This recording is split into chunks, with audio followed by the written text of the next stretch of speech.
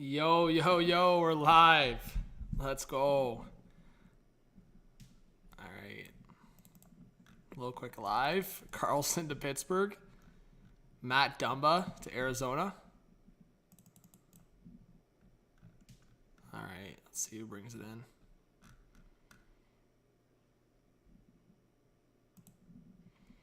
What's up, Jeremiah? What's up, Random Hockey Salty? What's up, Bacon? A little quick live here. What's up, Zach? What's up, Nishan? What's up, Logan? Yeah, Dumba's going to Arizona. What's up, Aiden? What's up, Jake? What's up, Zachary? Guys, it's been a minute. Thought I'd go live for a little bit. I don't know how long, but we'll see how it goes. I'll pull up the chat here. All right, I guess I got it on the screen.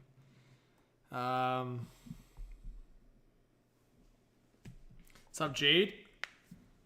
What's up, guys? What's up, Devin? Platina, how's it going? Already got 50 in the chat. It's good to see. Yeah, guys, drop your comments. I've been thinking about it more. I feel like, honestly, I think you could make a good argument this is a dub for all three teams. I know some people are saying, like, the Sharks were fleeced, and you know what? Like, I feel like my thing is, if you look at the overall perspective of, like, how they traded Karlsson versus now, yeah, I mean, that's a fleece if you compare it to, like, Ottawa getting Stützle and Norris, but I feel like you can't look at it that way, because Mike Greer wasn't GM with the Sharks at the time. New management.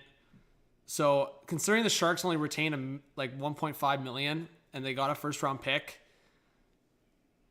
like, I don't know. We'll see what they could end up flipping Granlund, Hoffman for other pieces. To me, it's like whatever. I don't think there's an L here for any team. I know a lot of people are saying the Penguins fleeced. I don't think the Pens fleeced. Like, if the Pens did this and the Sharks retained like 30% of the salary, then I'd be like, Penguins fleeced big time. Kyle Dubas like traded the century, but that didn't happen. Like, the Pens ended up retaining about the same as the Sharks retained for Petry, basically. So they ended up keeping $11.5 million. It was just the fact that they got rid of Granlund, they got rid of Petry. So that's the dub part for the Penguins here. But getting Karlsson is a bad idea for the Pens, in my opinion. Might as well should have 5 forwards in the ice defense. I mean, yeah, Hayden, like, if you look at the Penguins defense group, that's why I was also saying, like, they've got a couple defensive guys. But, like, Pettersson's pretty good defensively. Graves is all right. I thought they were keeping Jan Ruda. So, I mean, you look at it now, it's like the Pens are tough defensively. And, yeah, they need Nedeljkovic to show up as a backup. Yep, Dumba's going to Arizona. So let's look at a couple things right now, guys. I just want to pull it up on Cat Friendly. Maybe we can look at the Penguins here first. But get your comments down below. Appreciate all the subscribers in the chat. If you're new, let us know. But let's pull it up here.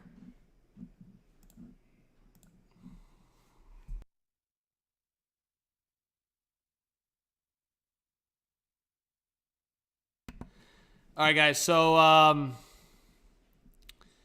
let's look here. Well, I mean, we already got... Actually, let's look at this first. I already see a couple Habs fans on Armchair GM. I want to see what they think. So the Habs apparently are going to flip Petry. So let's look at this here. Thanks.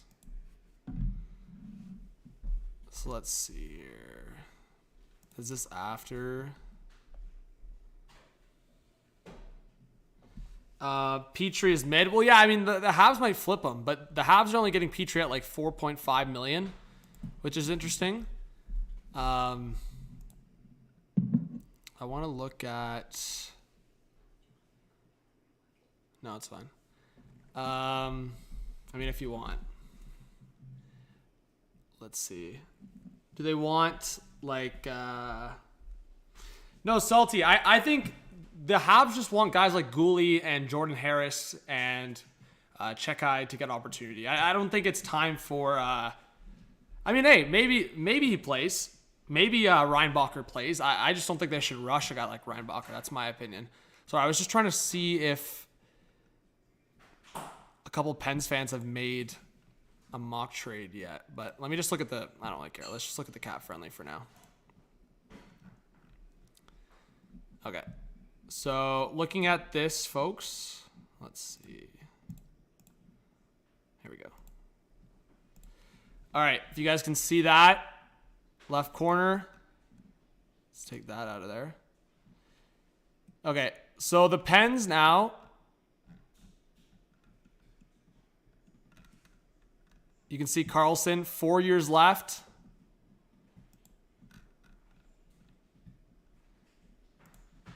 And where does it show the cap hit here? Okay, here we go. So they're basically good for cap space. I mean, all you got to do is just send a guy down. But the thing that's interesting here is they've got, cap friendly at least, has Gensel listed on long-term injury reserve. So they have 12 forwards, 7 defensemen, and 2 goalies. They'd have to send down like probably, I don't know, one of these guys to be like totally cool, but it's gonna be interesting. I feel like Dubas might not be done. Like I wonder if he wants to keep that Carter contract, even though Jeff Carter's on a no movement clause. I know there was rumors of like maybe Marcus Pettersson being in that trade, but I think Dubas likes Pettersson quite a bit. But this is why I wanted to go. Let's just go armchair for a second here. Just create a team. I just want to show you guys what I think the lines will be. Okay, so let's go here. This actually works a lot better. Okay, you guys can see that. So Crosby, Riley Smith, Rust. So Gensel, keep in mind, guys, Gensel's going to miss the start of the year. And thank you to the 100 people in the chat, guys. Stick around. Let's go. Let us know if you're new, as I said. What's up, Platinum? What's up, James? What's up, John, Howard, Noah, Mickey? So say, I don't know. Maybe you put Carter on the wing just to balance out the lines.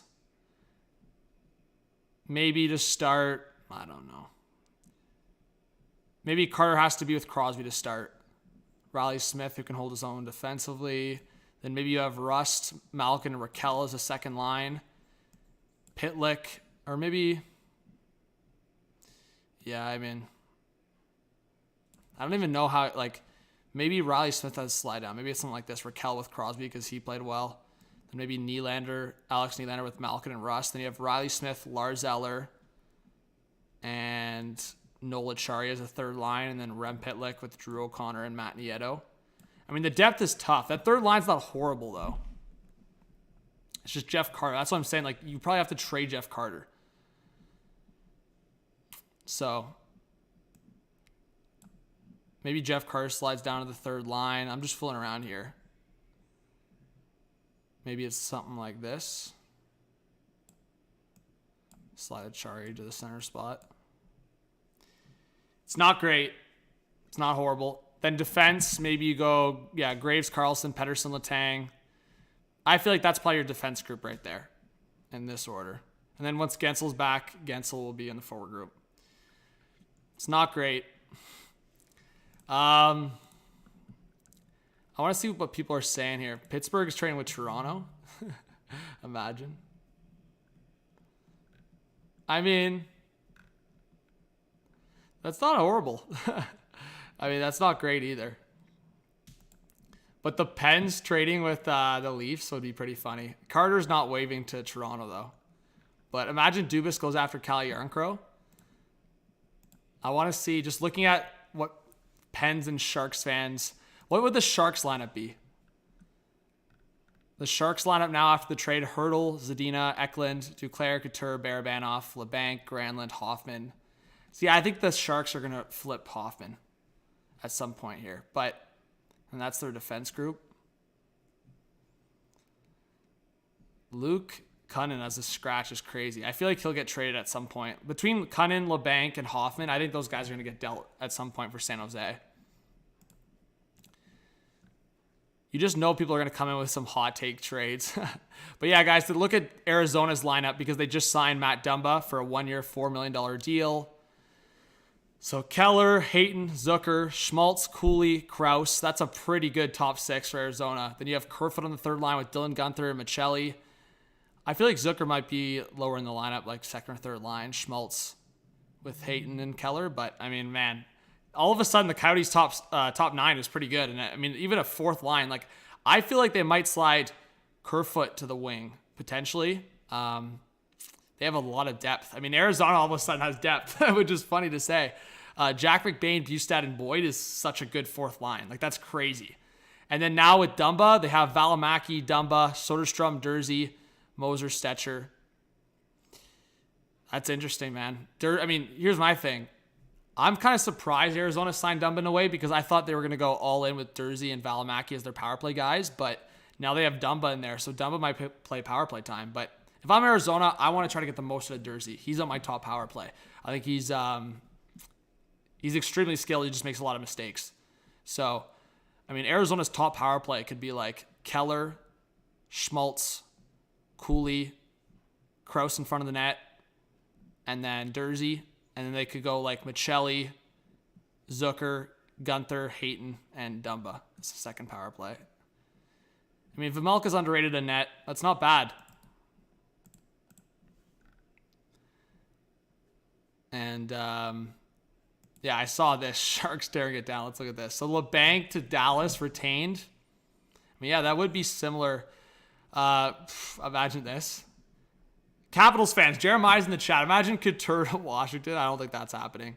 Duclair getting flipped. Yeah, I don't think that's happening either. See, but I do think there might be like trades like this. Like San Jose is going to want to get rid of Shimmick. He's not worth much, but if Ottawa wanted a depth guy, maybe retain 50%. Luke Cunnin, I think is going to get dealt. And Kaapo Kähkönen, I feel like might get dealt as well. And then I saw this too. I mean, see, some people in Armchair GM, man. That ain't happening. But the one domino to fall, and if people were talking about this, there was a rumor out there, guys, that the Sharks and Canucks were talking about a trade. And I wonder about this. I wonder about this big time. But there's a lot of trades that are being rumored right now. So we'll see. But overall, I do think that this could happen. Because we were waiting to see the Erik Karlsson trade happen and then cap to open up and see where they were at. I think the Sharks would have to include a defenseman going to Vancouver in this deal, like one of their depth guys or something, like maybe Shimmick, who we've talked about. But Kevin LeBanc to Vancouver has been talked about. And the Sharks maybe just taking Tyler Myers' final year of his deal. And maybe the Canucks trying to utilize. So I could see like a deal, maybe it's 2 for 2. Like Kevin LeBanc and Shimmick to Vancouver for Tyler Myers and I don't think it'd be Granlund. Not Granlund. I don't think it'd be Garland. But maybe a forward from Vancouver as well going to San Jose. Maybe San Jose looks like Garland. And in this way, Vancouver opens up cap space for themselves if like Garland and Myers were to go there. LeBanc only has 1 year left, so it's less risk. And maybe San Jose attaches a draft pick or something. I don't know. I don't know how it would work, but I just feel like 1 for 1, LeBanc and Myers. That'd be funny because that's what's been rumored. But Vancouver's got so many forwards, so I feel like they'd have to send a forward back to San Jose. And, geez, Dante Fabro. See, this is not a 1 for 1. But that would open up cap space for Vancouver. It's interesting, but the Dumba just signed in Arizona, so that's not happening.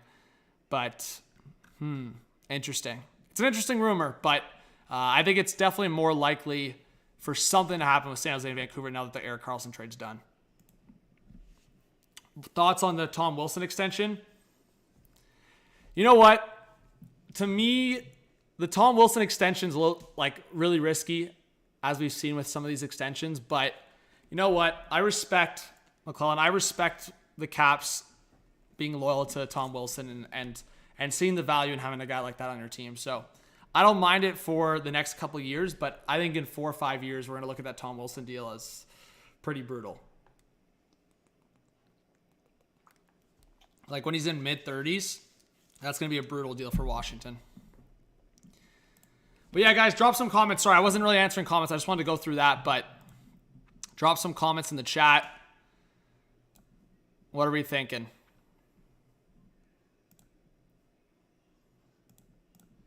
And if you guys haven't checked out my reaction video right when it happened, the reaction video is posted on the channel. So if you want to go check that out. Hey, what's up, Nathan? Good to see you in the chat. We got 75 people Sunday afternoon. That's pretty good numbers for a Sunday afternoon stream. But yeah.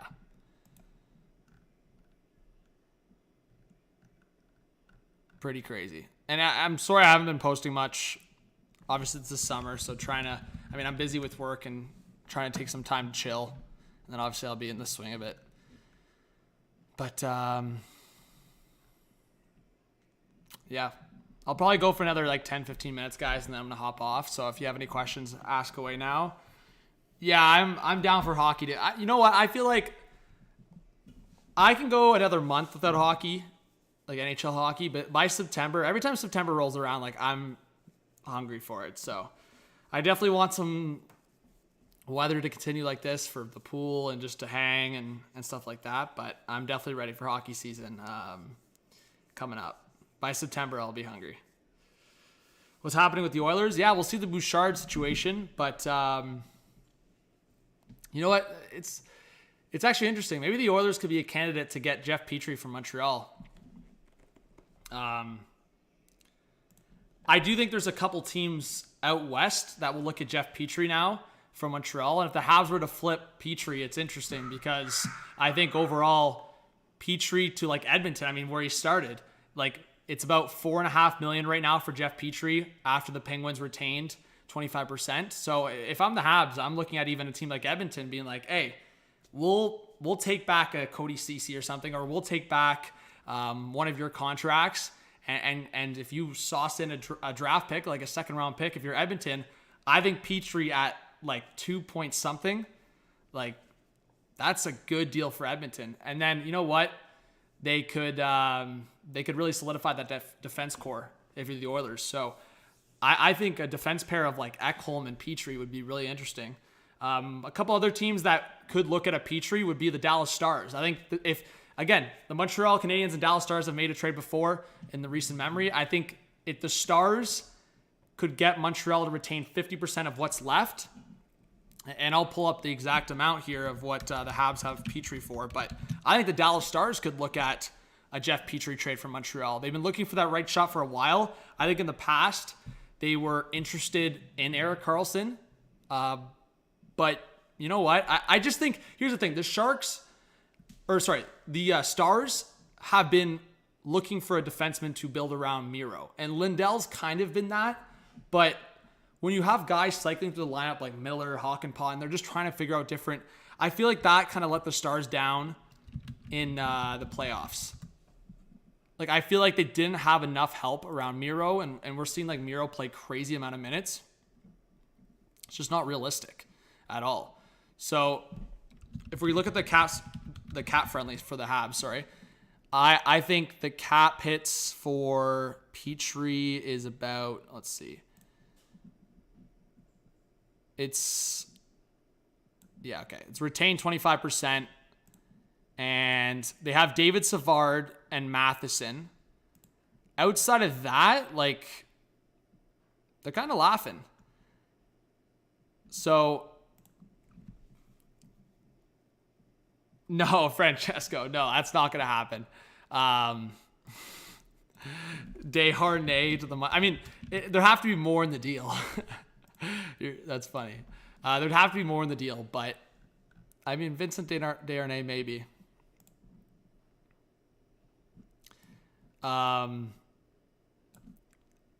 Okay, so yeah, the specific cap hit for Jeff Petry right now in Montreal is 4.687 500. So just under 4.7 million of a cap hit. So as I said, if the Habs retain 50% and flip it to a team like Dallas, like Edmonton, you're getting Petry at about 2.3 something mil. That's super cheap for Jeff Petry, who, can fill into the top four. So Dallas would be one of my favorites for Petry. Edmonton, I was trying to think of like one other team. Florida could be a candidate there, but I don't know if Montreal wants to trade in division. I know St. Louis was maybe looking at a right shot guy, but it looks like they might just keep Parayko, so maybe they want to stand pat on that. Outside of that, I don't see too many other options outside of Dallas and Edmonton. But again, there's like, if Petry gets traded to another team, that's the option. Yeah, I mean, even Colorado would interest me there because the Avs, they lost Erik Johnson, and I feel like they could look for a cheap option on the right side. Maybe the Avalanche. I mean, the Avs just traded with the Habs for the Newhook deal. Maybe the Avs could look at a Jeff Petry. So yeah, I mean, I would say Dallas, Colorado, Edmonton would be 3 teams I would look at. Maybe trying to get Jeff Petry 50% retained from this current retention situation in Montreal. So 4.687, 500. It's not bad for Montreal if they were to keep Petry, but I know there were the rumors of Petry doesn't want to play in Canada, and Eric Engels had come out that the Habs will likely flip Petry. And if it is 50% retained, as I said, $2.3 million for Jeff Petry, that is a steal for the next 2 years. Even with him being older, even with him being past his prime, and maybe some injury issues, $2.3 million is super low risk for Petry. So Edmonton, Colorado, Dallas, I feel like those are some teams that could talk to Montreal about Petry. Yeah, Tool, that's what I just said. Petry to the Oilers could be. I would think it'd be Nurse, Bouchard, Ekholm, and Petry in that case. But yeah, where do you guys think Ethan Bear's gonna end up? That'll be interesting.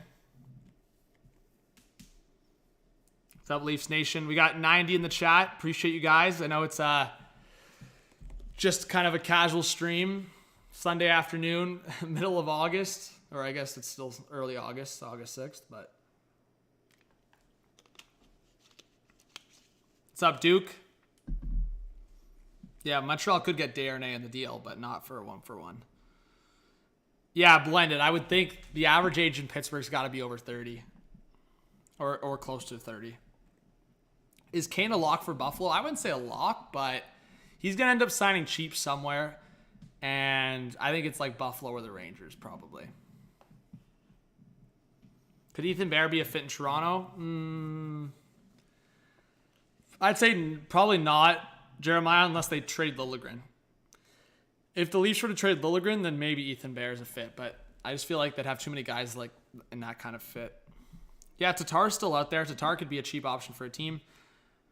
CRB, Jim, how's it going? Yeah, guys, let us know in the chat if you're a new viewer to the channel, new subscriber. Let us know. We'll be doing a lot of streams again in September. I'll try to go live a couple times this month, maybe, especially when news comes out. And I'll try to post starting soon, at least a couple times a week. But I recorded a couple things on this that I'll post. Yeah, Shane, this could be a domino for a couple other moves around the league. Like, I feel like a lot of people were waiting for Karlsson to get dealt. Carolina went the cheaper option with D'Angelo. But I feel like, as I said, I think a team like Seattle could look at a deal now. I feel like a team like Dallas could look at a deal now. So it's going to be interesting. I feel like Dallas, as I said, guys, would have been all over this Karlsson thing if they, one, had contracts that they could ship out. I mean, the 2 contracts that they'd look at probably shaking their head are Jamie Benn and Sagan, where Karlsson could have came in. But those guys got no movement clauses. Outside of that, Dallas doesn't have really too many like bad contracts outside of those 2 guys. And unfortunately for them, Sagan and Ben are not going anywhere for their no movement clauses unless specifically Jamie Benn requests it, which there's been rumors that he's wanted out at some point, but I don't know. Yeah, Jeremiah, I made a quick video talking about that. I think it's good. I mean, my thing is 5v5, Ottawa needs to score more.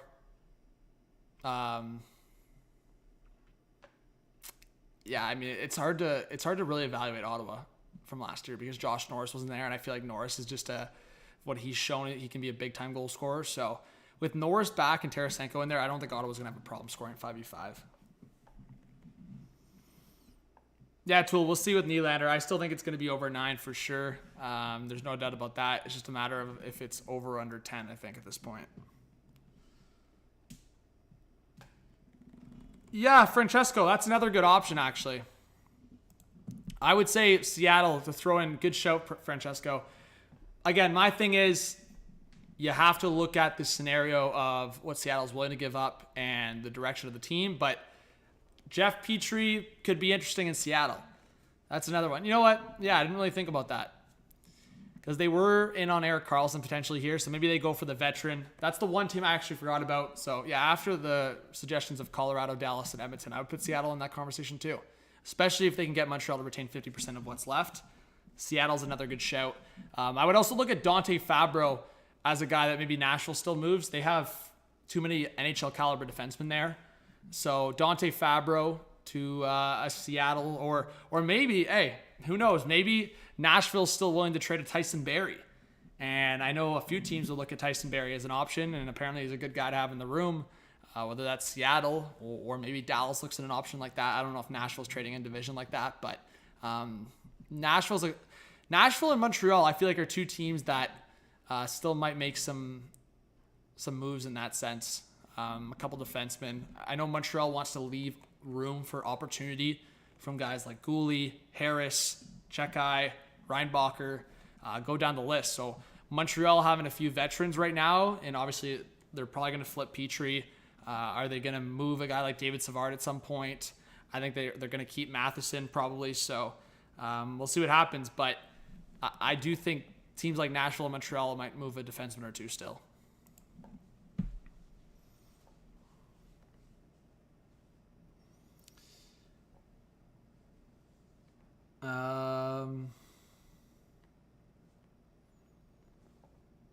Ottawa Todd, you know the Leafs are going to use Ottawa Todd. Always your troll comments, eh? Don't worry, I didn't forget about you. The Leafs are going to use LTIR for Matt Murray and Jake Muzzin, buddy. So, I mean, you can smile if you want, but that's going to be the result of it. And you shouldn't be smiling because the Sens had to eat the cap for Matt Murray.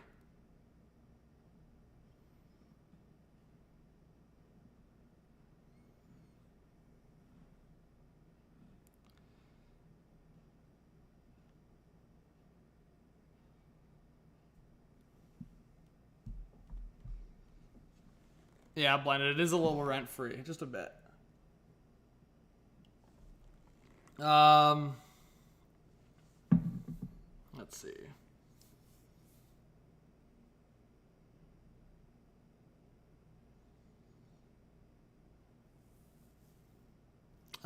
Jeremiah, hey, congrats on the new pup. What's up, Francis? Yeah, guys, hit that subscribe button if you're new. I'm going to go another 5 minutes, and then I'm out of here.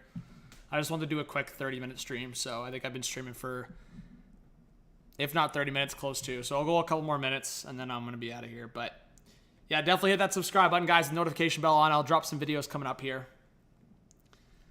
How bad will Boston be this year? I don't think they're going to be as bad as people think. I know people have been knocking them off. Yeah, they might struggle, but to me, they still got a great defense core.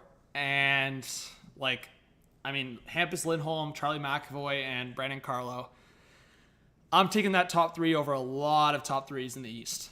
So I just think they're going to have to require a lot of offense from Pasta, Marchand, and Zacha. And they're probably going to need to acquire another center. And there's centers out there that are available. Like, I just feel like Boston's got to make one more move to acquire a center. And they're not as bad as people are trying to make them out to be. Because at that point, if they acquire a center, ship out a couple of these contracts, like maybe like a Matt Grzelcyk, ship him out. And I don't know. It'd probably have to be either Coyle or, yeah, I mean, might have to be Coyle. But Coyle actually was playing well. Like, if they acquire a center that's cheap, like $3-4 million, ship out Grzelcyk, or even ship out Forbert, they could get a center, even ship Zacha to the wing, and then all of a sudden you've got a top six of whatever center you acquire: Marchand, Pasternak, Zacha, Coyle, and then DeBrusk. That's who I was thinking of. I was like, maybe they ship out DeBrusk, but that's not a bad top six. Like, there's a lot worse top sixes out there, truly. And I feel like you look at some of the top sixes in the league that made the playoffs. Like, Boston just needs one more center, and they could shift Zacha or Coyle to the wing, and then they still have a very good, well above average top six. Well, Salty, here's my thing. And Rick's kind of shitting on Zacha as the 1C. And you know what? I agree with you. If Zacha on paper is the number 1C, you're not looking too good. But If Zacha's playing with Marchand and Pastrnak, you don't think he's going to put up 70-plus points? He will. Like, I'm telling you. If Zacha played all year with Marchand and Pasta, Zacha would put up 70-plus points, easy money. And then at that point, your second line is probably Coyle, DeBrusk, and JVR, which is not great. But, again, then you could acquire a second line winger. And yeah, on paper, you don't have a great center, but say Boston goes out and gets Tatar, right? And I do think a lot of people are just kind of crapping on the Bruins. Yeah, you know what? Getting the number one center would be ideal. It's going to be hard at this point, but maybe they do. But if you went out and signed a guy like Thomas Tatar for cheap, and you ran Marchand, Zacha, and Pastrnak as your top line, Zacha 70-plus points, lock it in. You're looking pretty decent for that top line. And then your second line could be Tatar, Coyle, and DeBrusk. It's not great, but at that point, then you slide JVR to the third line. Your third line's a bit better as well. Your defense core, as I said, is great. I'm taking that top three of McAvoy, Hampus Lindholm, and Brandon Carlo, Charlie Coyle. Sorry, I can't speak English. You're taking Charlie McAvoy, not Charlie Coyle, Brandon Carlo, and Hampus Lindholm over a lot of other guys in the East. So, I think that defense core with that forward group is pretty good. But playoffs, I don't know. I kept crossing myself up there. Charlie Coyle, Charlie McAvoy, Charlie Coyle, Charlie McAvoy. But yeah, McAvoy, I'm really high on. I think at some point we're going to consider him a top 5 defenseman. I think that might be a hot take. What do you guys think? Is that too premature? How old is McAvoy? Is he like 24 at this point? 25? Maybe not top 5. I'd say top 7, top 8. Like, I'm just thinking in like 4 years when McAvoy's like 28, 29, when some of these guys that are like up there in the league, like Karlsson's out of here, Roman Jossi's older, Victor Hedman's older, I feel like you'd have to have McAvoy, guys like McAvoy, Heiskanen, right there in that top 5, top 6 with. Yeah, I mean, I would say McAvoy could be a top 10 D-man right now. I would have to look at a list, but it's interesting. Actually, you know what? I actually want to look at that, guys. Let's pull it up before I get off. I want to look at the Bruins here.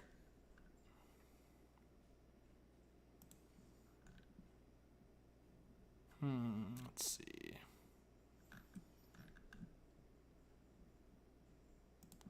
I also, guys, by the way, I don't think Dubas is done. I think he can still make a trade. Okay, let's pull up Armchair, Boston.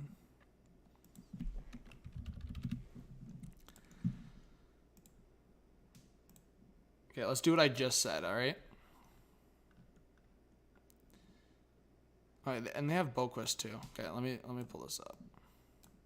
So Coyle, Geeky on the second line with JVR. Frederick there. Okay.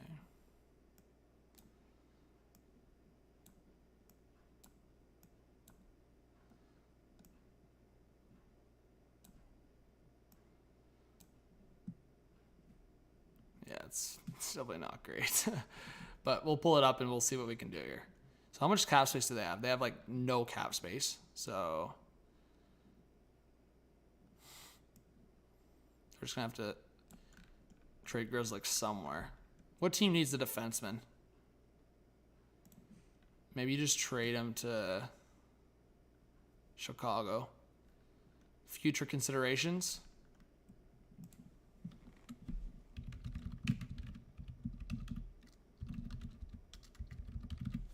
So Grzelcyk to Chicago for future considerations, because then they could flip them. All right, that could be a vibe.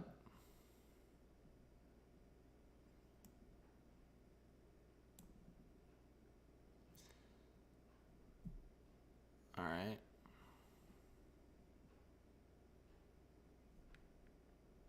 Then you sign Tatar. Guys, in the chat, how much would Tatar sign for? Yeah, JVR is kind of washed, but how much would Tatar sign for? I feel like cheap at this point, right? I feel like maybe between 2 and 3 million Tatar.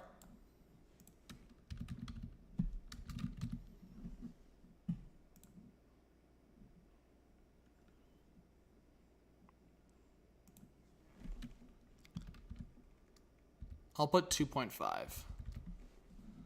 I feel like that's fair. All right. And then you got a bit of cap space to work with. We'll bring in Oscar Steen as another extra.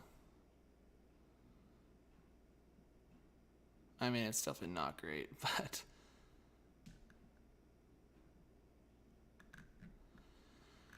All right. So just look at this scenario here. I'll pull it up here. So for the Boston Bruins, I feel like they could do something like this. So ship Grzelcyk just for the cap space, future considerations. Grzelcyk, he's useful. He could be on the power play. He's a good guy that you can have like on the second to third pair. So you ship Grzelcyk for the sole purpose of signing a guy like Tatar to go in your top 6. So if you're Boston, this is potentially your forward group if you could sign a guy like Tatar. So you Marchand, Zacha, Pasternak, DeBrusk, Coyle, Tatar. That's not a bad second line. Anyone that's crapping on that second line, it's not horrible. Like, it's not great. It's probably like average to above average for a second line. Coyle can put up 50, 60 points. DeBrusk can put up 50, 60 points. Tatar, 40, 50 points. Then your third line, JVR, Morgan Geekie, Boquist. That's not that good, obviously. And then you could have a fourth line of Lucic, Frederick, Greer. You could also put like, I don't know, Frederick there. And I don't know. I mean, it's not good. We know it's not good after that. So I don't know what they're going to do. I mean, my thing is maybe they trade DeBrusk and try to get like a guy on that second line and then get a third line center. Like if you were to push up Geekie up here or something, I don't know. But if they keep DeBrusk, that's probably going to be something like their second line. And they sign someone. If it's not Tatar, it's someone else. And that defense group, if you trade Grzelcyk, it could be a problem. But maybe they do this. Maybe they will revert this trade. Maybe Grzelcyk's back in the mix here. And you have to attach a draft pick to get rid of Forbort. Maybe you have to trade like a third-round pick. Or a couple third-round picks to get rid of Grzelcyk. And another dump to Chicago. All right? You do that. Attach a couple third-round picks. Get rid of Forbort. And I think that top 4 is looking nice again for Boston. And then that's your 7 defensemen. It's not great, as I said, but I do think they should go after a guy like Tatar. You could also spread out the lineup here. You could have Tatar, Zacha, Pasternak, Marchand, Coyle, DeBrusk. That all of a sudden that looks a lot better of a second line. And then maybe you spread it out even more. You have Geekie, as I said. And if you make a little bit of cap space for yourself, maybe, just maybe, well, give me a second here. You go to sign UFA, and you search up a guy like, correct me if I'm wrong, chat. I don't think he's officially retired yet. Maybe he doesn't. Maybe he doesn't. You never know. And you go cheap. You go a mil.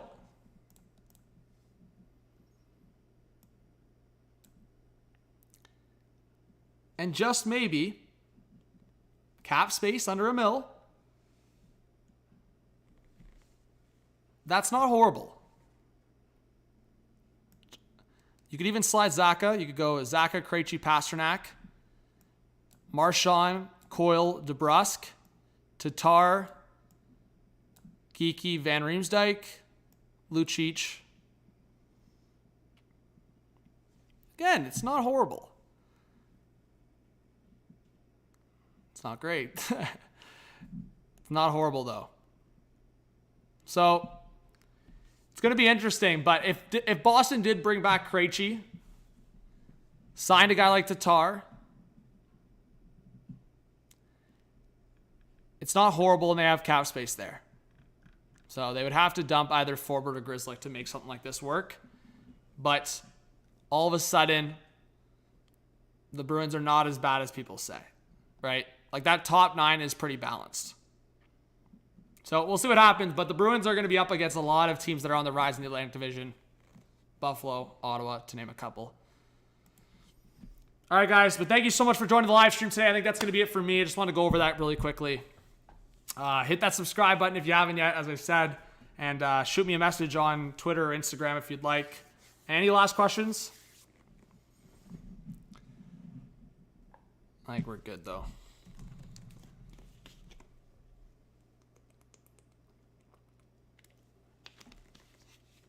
Oh, there you go. I went much longer. It's basically 2 o'clock.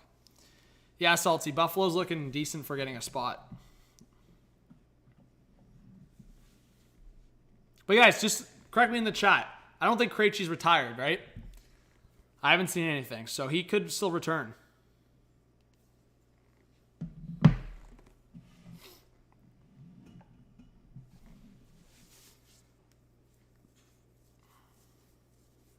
All right. Yeah, I mean, Boston will have to make a move or two probably, but we'll see.